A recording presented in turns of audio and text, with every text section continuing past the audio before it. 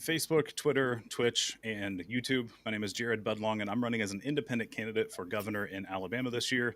And today is a public meeting with a resident here in the state named Michelle. And Michelle went to the website, scheduled a meeting, and mentioned a group that she is involved with called Consider the Source.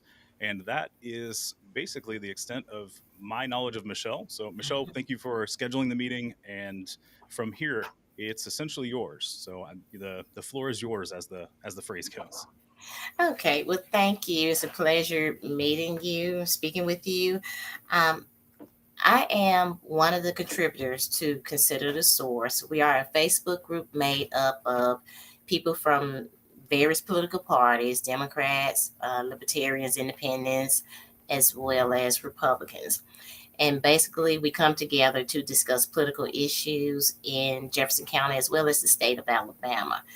And we ask that everybody who participate that the information that you provide is factual, and we have friendly discussions Okay. about candidates and issues. And basically, what I do, I'm the one who does the voter education.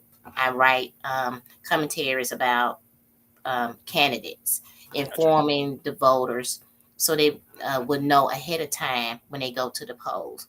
Because so many voters tend to vote only by name recognition, or they vote by copying the sample ballots that are given to them at the polls. And seeing what has been happening within the U.S. as well as mainly the state of Alabama, we need to be very informed about the candidates. Agreed. Okay. Um, I have my one of my questions to you is, what is your reason for seeking the political office of governor? Yeah. So all of my journey for this campaign started in October 2021. Don't remember the exact date, but you could look up articles on when we, as a state, announced that we were going to allocate COVID relief funds for building new prisons, and that was the spark, I guess is the right word for it. And then over time, until about February, I was figuring out where I wanted to start. So I looked at things like the school board, looked at local positions, and any of the ones that seemed like a good fit for me and my skill set weren't available. So school board is the one that usually stands out because I was like, it was during that time there was a lot of controversy in school boards and still is, but it was the height of some of that controversy, and I thought that would be a good place to start. In my area, Baldwin County, the school board positions aren't up for election until 2024. So I kind of put that on the back burner and kept looking and kept my ears and eyes open, and met someone online who reminded me that the governor's seat was up for election, and I meet all of the qualifications on paper, but also what I do for a living makes sense. Like that, the role fits. And my pushback was essentially what most people say to me, which is, yeah, okay, but you're a guy from Daphne with no prior political experience. Why would you run? And the answer is the people who are running don't seem to care about the state. So I can spend the next 8 months learning the pieces that I don't know and do a good job. I have the time to figure it out beforehand. And that's what I've been doing during the campaign, is raising some awareness on what the governor actually can do and what we can use that position to help benefit the residents of the state instead of continuing to strip rights away from them and spend COVID relief on prisons. Okay, I too had that same concern when they voted to use the money for the COVID fund to use the money to build prisons. I had a problem with that because that was not the purpose of that money. And I sent the email to a representative, and the representative did not respond. Yeah, And we had an election, and luckily, he did not win his office again. gotcha. A friend of mine brought that to my attention, and the friend and I, we both sent emails, and he did not respond to either one of us. So, like I said, thankfully, he did not win his seat back. We have a new representative for that area.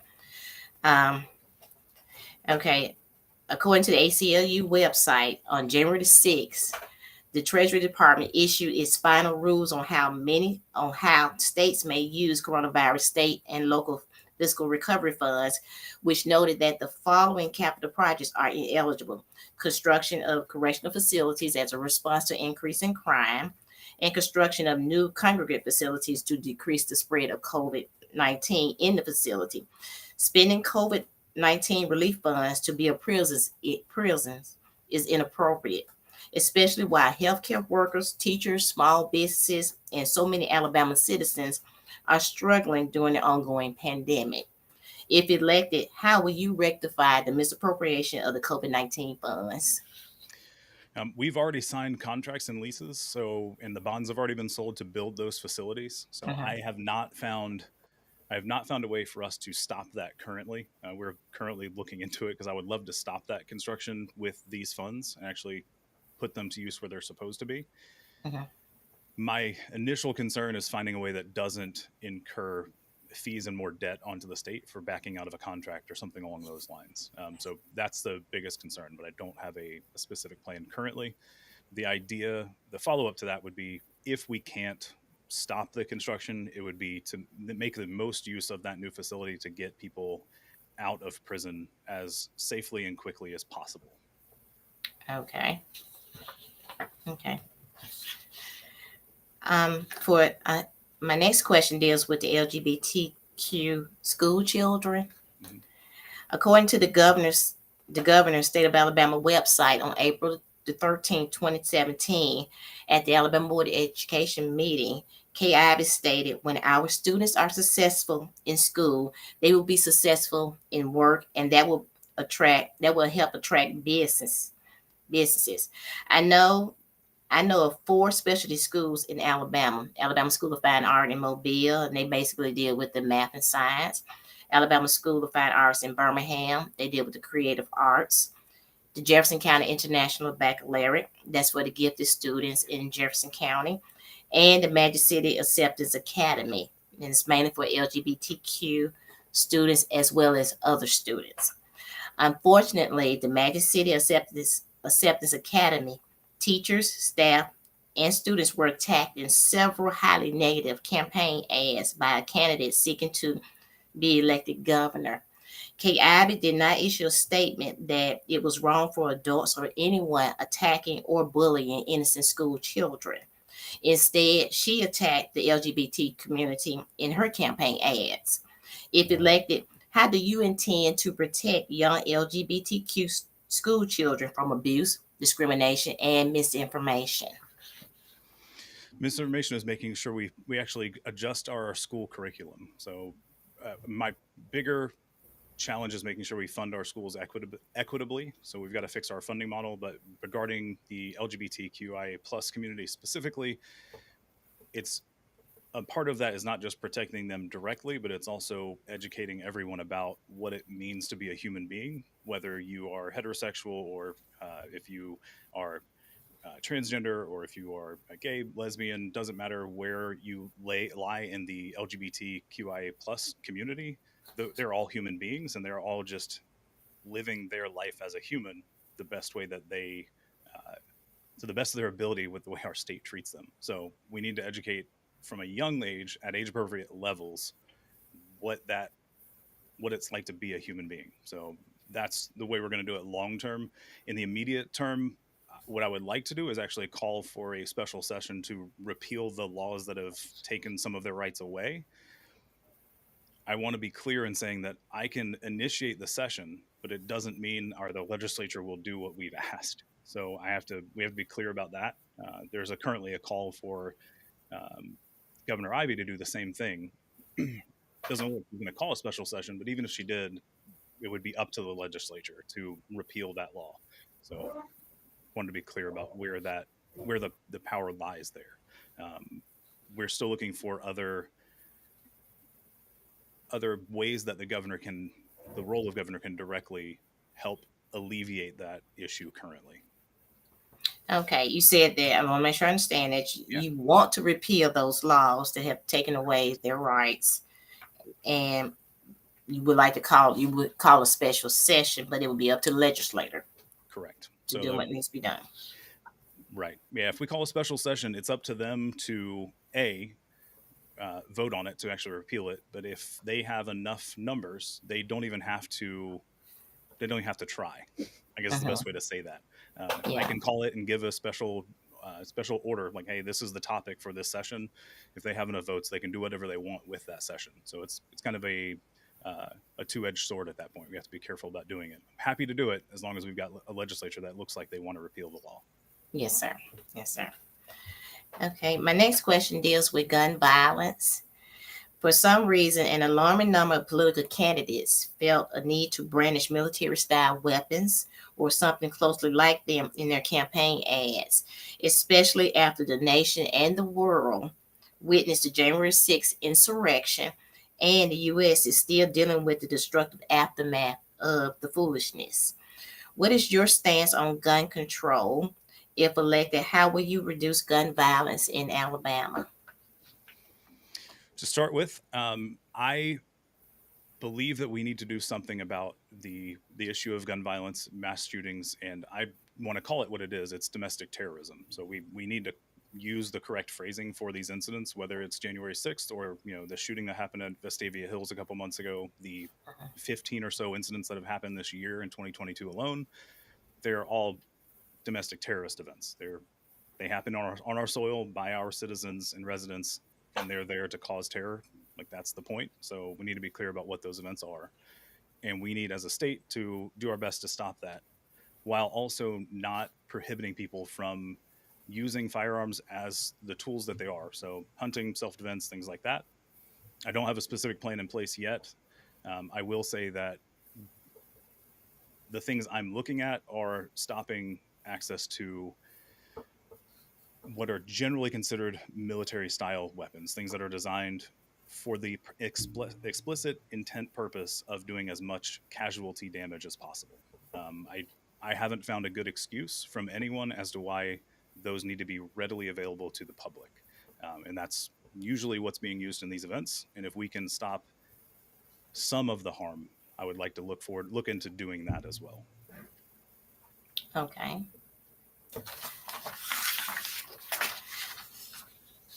My next question deals with women's right, a woman's right to choose. In 2019, Kay Ivey signed into law the Human Life Protection Act, which banned all abortions, including in cases of rape and incest.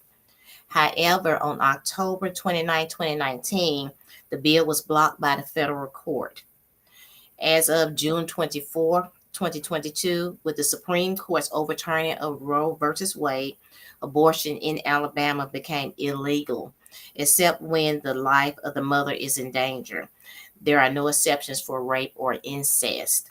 If elected, what steps would you take to ensure that women's right to choose are adequately protected?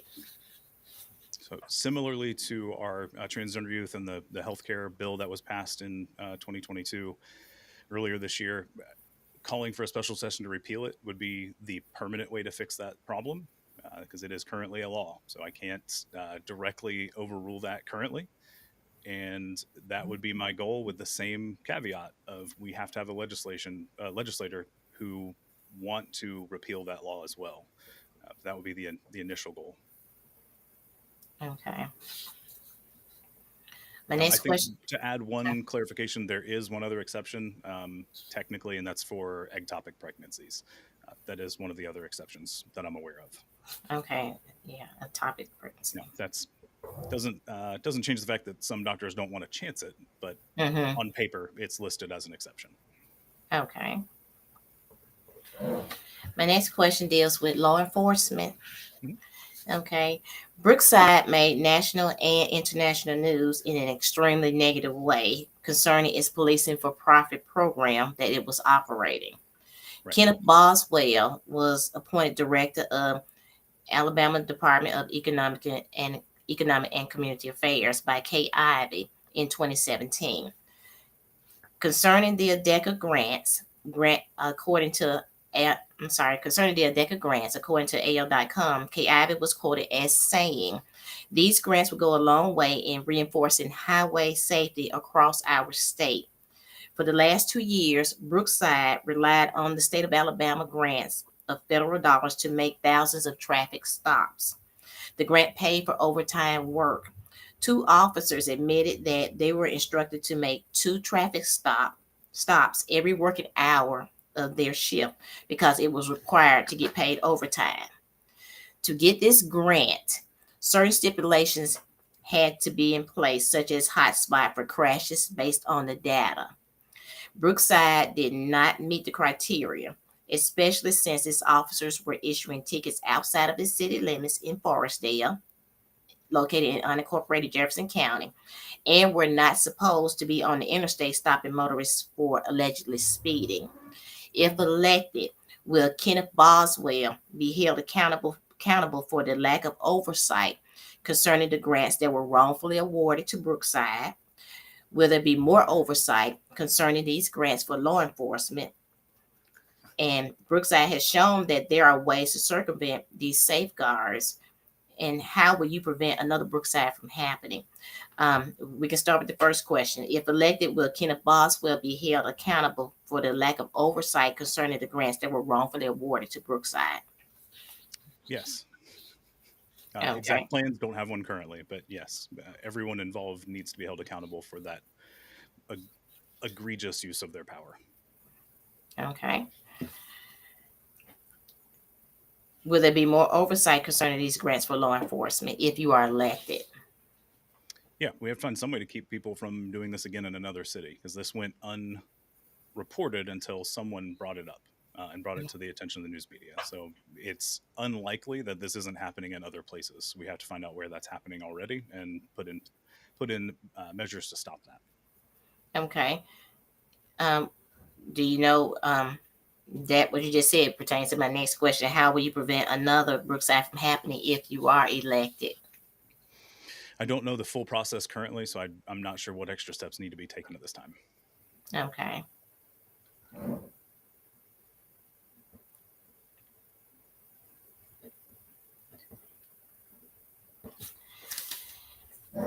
Te- um, in Alabama, we have a gas tax, and the citizens are already been hit by the high price of gas, the high price of food. Everything is going up. Um, is there anything that you would do if elected concerning the gas tax?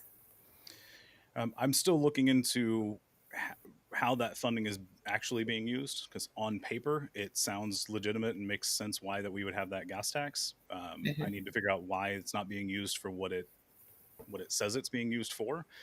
I know there's a big concern about it exponentially raising the cost of gas over time. The thing that I'd also like to point out is the price of gas has been going up regardless of that tax, and essentially based off the greed of the companies that are supplying us the fuel. So the gas tax is a part of the problem, but it's not the only problem. So I'm looking into it. I don't have an exact answer on how we mitigate that because the tax that we've added is not as concerning for me immediately as it is the fact that we don't have as much control over that pricing in the first place. So I want Yeah, to make sure that we use it correctly if we're going to keep collecting the tax. yeah. My understanding was that the gas tax was supposed to be used. The funds were supposed to be used towards our roads Yeah, and interstates. maintaining right. Yeah, maintain it. Hmm. And I unfortunately our state, a lot of the things that I'm trying to look into, I can't find answers to because there's not a lot of transparency in our state on how things actually get used, especially funding. So it hasn't been very clear as to where that money is actually going. So if that's a part of my concern is if it's actually being used for the roads. It mhm. doesn't seem to be, but I also don't, I don't know. I don't have the data to show how much impact the new tax has made on infrastructure repairs and maintenance. Yeah, that was my concern too, because I know driving on I 65 South here in Jefferson County, that stretch of the interstate is pretty. messed up. And it's It's been like very that for a couple of years. right. And I And we have been just wondering the same thing about that money. yeah, we just swapped out the entire what's it called? Uh, Malfunction junction. Is that what you guys call it up there? Yes, Right? yes, sir. It's Yeah. malfunction junction. That place just got swapped out rather quickly. I mean, compared to what I saw in Montgomery for a decade, going from Mm-hmm. Lower Alabama to Northern Alabama, uh, that one happened rather quickly. So I would love to know why we're not being able to use those funds to fix other sections of the road Mm-hmm. that affect less less wealthy areas of our state. There are Mm-hmm. plenty of concerns that people are bringing up for rural Yes. parts of our state that the roads are just not maintained at all, even though it's right next to, let's say, the emergency management association. So it's not like state officials don't know because they have to visit those places and they ride on those rough roads, Yes. but they're still not fixed. Yes. I would like to look into it. I don't. Our state doesn't have enough funding to do everything we need to do anyway. So I don't know that immediately saying I want to take away a tax right now is the right decision. And that sounds like a normal political answer, but I don't have enough answer. I don't have enough info on it to say what the right method is. Okay. Okay. All right. Well, those are all the questions that I have. Okay. So I'll tack on and say that my usually my follow up to the gas tax piece specifically is most people's concern isn't the fact that we're trying to maintain the road. It is the fact that they're worried about gas becoming exponentially more expensive and not being able to afford gas to get to work, take vacation, any travel at all. And the the pushback that I've had is again if the funding is legitimate. I mean, we Mhm. need that funding to then maintain our roads more because we're not maintaining them as is. I would much rather get everybody paid a higher wage so that the price of that gas isn't a concern for them anymore. So I Mhm. would rather do that knowing if we can know that the tax is legitimate and necessary. If it's not Okay. legitimate and necessary, let's get rid of it. That's Mhm. fine. But Yes. our roads are in rough shape, so uh, let's look at whether or not the tax is or can be used for the correct place first before saying we're going to remove it. I would much rather remove something like grocery taxes or something else that like let's look at those and remove those the necessities. Like you've gas is a necessity also, but food is a much bigger necessity Mhm. currently. Okay. Okay. So I think we have Well, a couple people watching online. If you guys have questions, feel free to pop them in the chat. If not, then I think we will wrap up. We actually ended right at the roughly the 30-minute mark, so I that went see. well. You timed your questions really well. I appreciate that.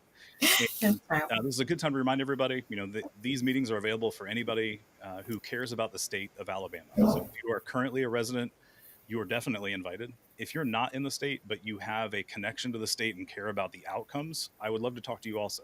I spoke to somebody a few months ago who their family lives here and they want to move back, but are scared to because of some of the bills we've talked about, where they have young Mhm. children and they don't know that moving here is a good place for their kids because they don't know what needs those kids will have in the future. So they don't want to endanger their family to the point where this person lost their dad recently and can't move back to be with the rest of their family, even though they want to, because they're Mhm. concerned about the future. So they don't live here currently, but they have a big tie, and I'm happy to talk about those issues because that's a point that most people don't end up talking about is our laws affect people that don't live in the state Yes. and may want to.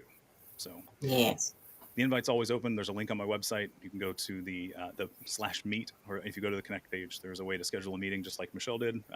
Sounds like it was pretty easy for you to do. I hope it was painless. So that was the intent, is to make it as easy to meet with me as possible because I know based on discussions with lots of people and my own attempts to reach politicians, it is very hard to get in touch with them. And I want to make it as easy as possible if you want to meet. So those those schedulings, when you schedule an appointment, it goes straight onto my calendar. You don't go through a secretary, you don't do anything else. It is plopped onto my calendar, and we are ready to meet. So I appreciate you taking some time. Tell everybody over at Consider the Source that they are welcome to ask questions. And I think I've already joined that group, so I will You did. happily answer questions in the group if somebody has them as well. But You did. I will. I will. And please send me the download version of the interview.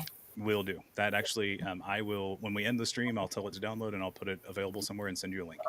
Okay, well, thank you so much. Perfect. I appreciate it. You're welcome. Everybody have a great day.